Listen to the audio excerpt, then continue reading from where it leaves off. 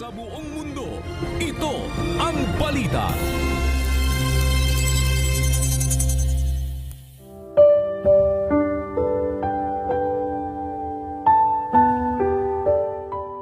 Na kayo'y mga-usapan ng mga salmo at mga himno at mga awit na ukol sa Espiritu na nangag-aawitan at nangagpupuri sa inyong mga puso sa Panginoon.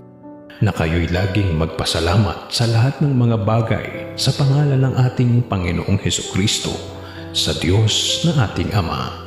Efeso 5:19-20.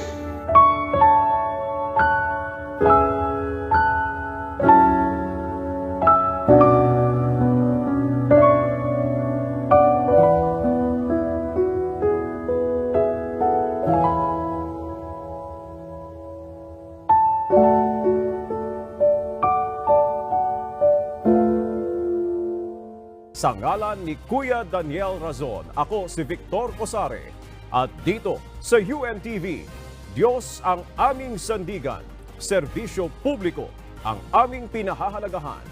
Magandang tanghali.